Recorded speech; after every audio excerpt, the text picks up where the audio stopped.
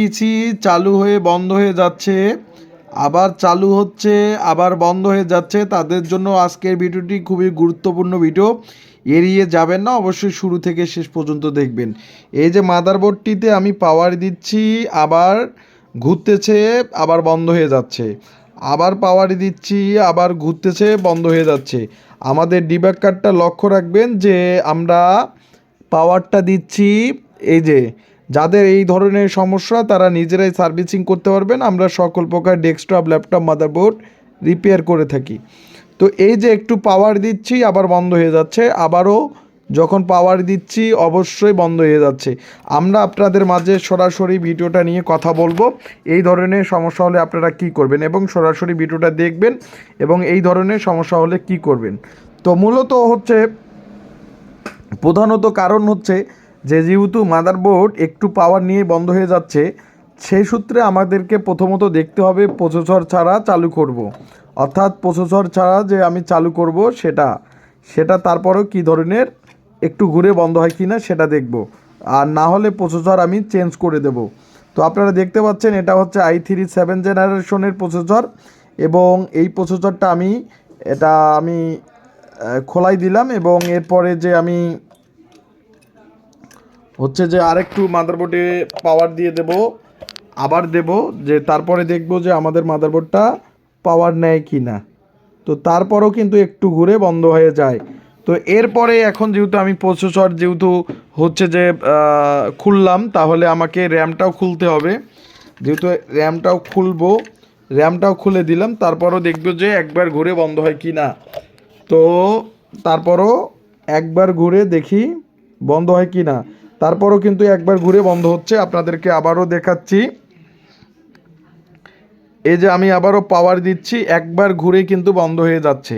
তো সমস্যা কিন্তু এইটুকু মাদারবোর্ডটার, যে একবার চালু হয়ে বন্ধ হয়ে যায়। এখন আমি একটা আমার কাছে যে হচ্ছে যে মাদারবোর্ডের যে ওকে প্রসেসরগুলো যে অর্থাৎ যে আমার মাদারবোর্ডে অন্য একটা প্রসেসর লাগিয়ে দেখব, যেগুলো দিয়ে আমি সচরাচর মাদারবোর্ড চেক দিয়ে থাকি। এই যে মাদারবোর্ডটা ওকে লেখা আছে, চিহ্নটা অবশ্যই রাখবেন। তো এখন আমি এই মাদারবোর্ডে এই প্রসেসরটি লাগাবো। তো এটা হচ্ছে গিগাবাইটের এইচ মডেলের মাদারবোর্ড। তো হচ্ছে এই মাদারবোর্ডটা আমি সুন্দর করে প্রসেসর লাগিয়ে দেব। তো যারা আপনারা যেখান থেকে ভিডিওগুলো দেখেন অবশ্যই ভিডিওগুলো শেয়ার করে দিবেন এবং বাংলাদেশের যে কোনো প্রান্ত থেকে আমাদের কাছে মাদারবোর্ডগুলো পাঠিয়ে দিতে পারবেন। এই মাদারবোর্ডগুলো এরকম মাদারবোর্ডগুলো ফেলাই না দিয়ে পাঠিয়ে দিয়ে ঠিক করে নিতে পারবেন। তো এই যে আবারও আমি পাওয়ার কেবল লাগাই দিচ্ছি। তো লাগাই দিয়ে আবারও দেখতেছি যে আবারও পাওয়ার দিয়ে দেব। তো সমস্যাটা কীরকম করে, এই যে একবার ঘুরে বন্ধ হয়ে যায়।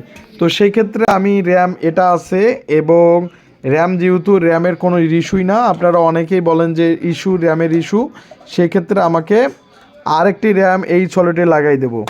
অর্থাৎ যে হচ্ছে যে এই সকেটে লাগাই দেব এবং ডিবাগ কার্ড যেহেতু কোনো ধরনের কোডিং করতেছে না। তো তো আবারও দিচ্ছি, পাওয়ার দিচ্ছি এবং ডিবাগ কার্ডটা দেখবেন, আপনারা অবশ্যই ডিবাগ কার্ডটা দেখবেন। আবারও দিচ্ছি, আপনাদের বুঝাতে 3-4 মিনিট যায় রে। এই যে আবারও একবার ঘুরে বন্ধ হয়ে যাচ্ছে। এই যে আমি পাওয়ার বাটন দিচ্ছি, আপনারা ফুল ফেসটাই দেখাচ্ছি। এই যে আবারও একবার ঘুরে কিন্তু বন্ধ হয়ে যাচ্ছে।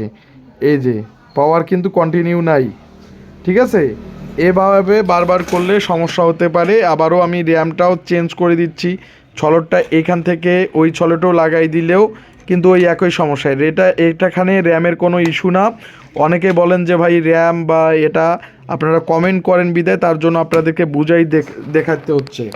তো আবারও আমি দেখা যাক যে আবারও পাওয়ার দিচ্ছি, পাওয়ার দিয়ে কি হয়।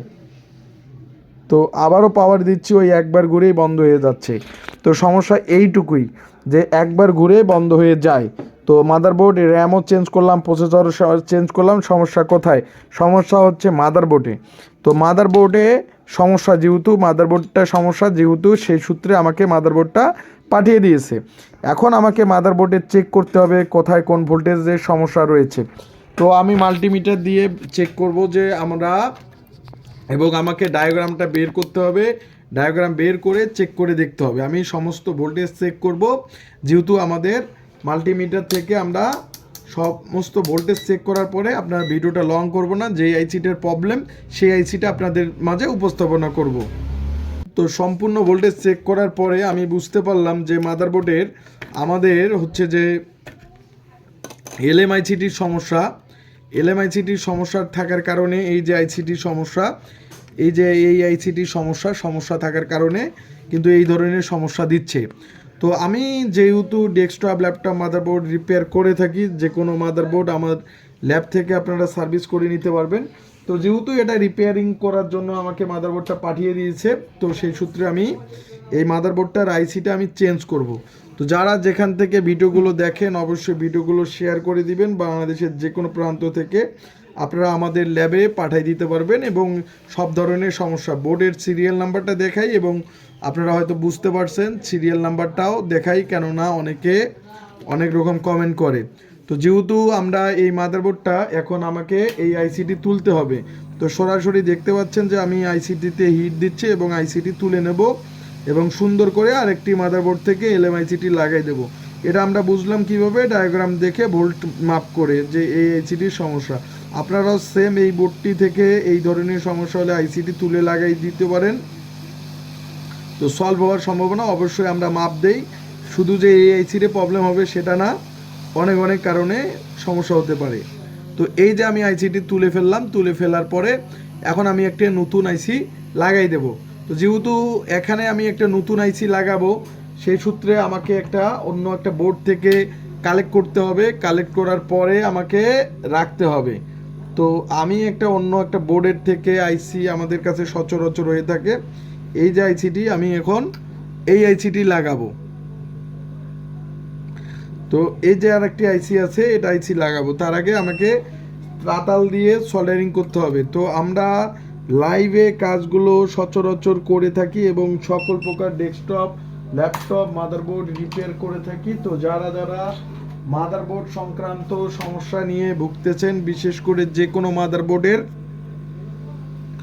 তো তারা অবশ্যই আমাদের স্ক্রিনে থাকা নাম্বারে অবশ্যই ফোন করবেন, আমরা সকল সমস্যার সমাধান করে দিয়ে থাকি। তো যেহেতু আমাকে আইসিটি আমি লাগাবো, তো সেই সূত্রে আমি আইসিটির ইয়াটা সল্ডারিং করে নিলাম এবং সুন্দর করে পেস্ট দিয়ে দেব এবং সুন্দর করে আইসিটা লাগাবো। তো যারা যেখান থেকে ভিডিওগুলো দেখেন, সচরাচর যে কোনো ডেস্কটপ যে কোনো ল্যাপটপ মাদারবোর্ডের ভিডিওগুলো দেখেন, অবশ্যই ভিডিওগুলো শেয়ার করবেন এবং প্রত্যেক জনকে পাঠিয়ে দিবেন এবং মেনশন করে দিবেন যাদের এই ধরনের সমস্যা হয়ে থাকে। তো এই যে আমি মাদারবোর্ড থেকে এই আইসিটি সুন্দর করে লাগাই দিচ্ছি এবং আপনারা দেখতে পাচ্ছেন। তো আমরা সরাসরি শুধু এই আইসি নয়, সকল আইসির কাজগুলো করে থাকি। তো যারা ডেস্কটপ ল্যাপটপ মাদারবোর্ড রিপেয়ার করতে চাচ্ছেন, অবশ্যই আপনারা আমাদের ল্যাব থেকে রিপেয়ার করে নিতে পারবেন। তো আমি এই আইসিটি লাগাই দিলাম, এখন আমাকে কিছুক্ষণ ওয়েট করতে হবে এবং আইসিটি পরিষ্কার করে নিতে হবে। যে আমার যেহেতু আইসিটি পরিষ্কার করে নিতে হবে এবং একটু ওয়েট করতে হবে, যেহেতু আমরা ওয়েট করব, আমি পরিষ্কার করে নেব এবং আমার আইসিটি সঠিকভাবে লেগে আছে এবং এখন এই মাদারবোর্ডে। তো যারা আপনারা যেখান থেকে ভিডিওগুলো দেখেন অবশ্যই আপনারা ভিডিওগুলো শেয়ার করবেন এবং আমরা আপনাদের জন্য ভিডিওগুলো তৈরি করি এবং আপনাদের জন্য দেখার জন্য অবশ্যই ভিডিওগুলো ভালোভাবে দেখবেন এবং অবশ্যই লাইক বা কমেন্ট করবেন, পারলে কমেন্ট করিয়েন। তো যেহেতু আমার মাদারবোর্ডটা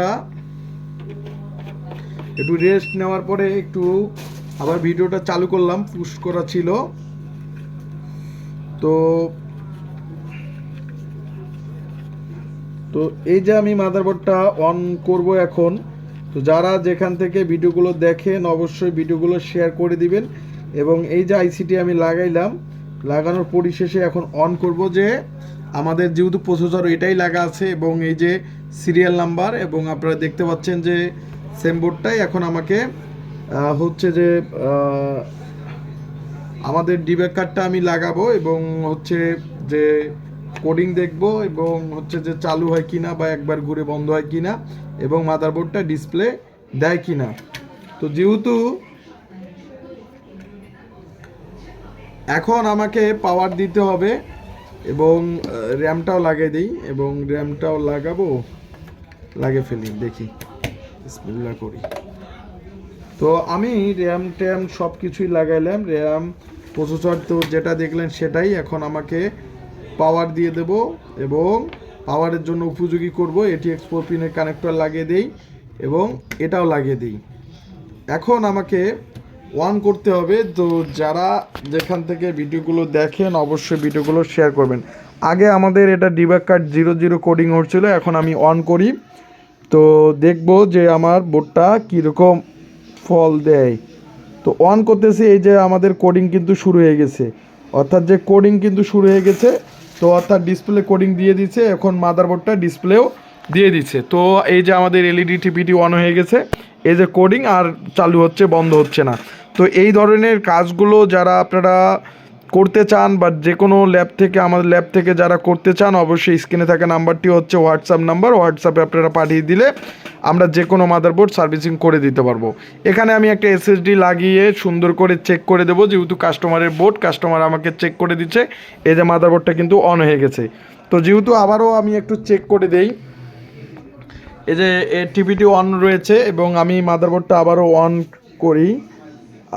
করি এবং কোডিংগুলো দেখেন এবং দেখতে থাকেন। এই যে আমি মাদারবোর্ডটা অন করতেছি, এই যে মাদারবোর্ডটা সম্পূর্ণভাবে ডিসপ্লে দিয়ে দিছে।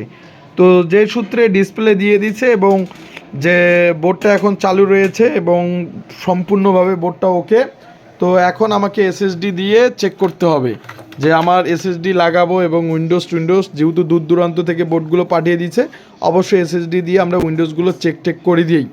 তো যারা এই ধরনের কাজগুলো দেখতেছেন, ভিডিওগুলো দেখতেছেন, অবশ্যই কাজগুলো পাঠিয়ে দিতে পারবেন। অবশ্যই অসংখ্য আপনাদেরকে ধন্যবাদ, অবশ্যই ভিডিওগুলো দেখবেন।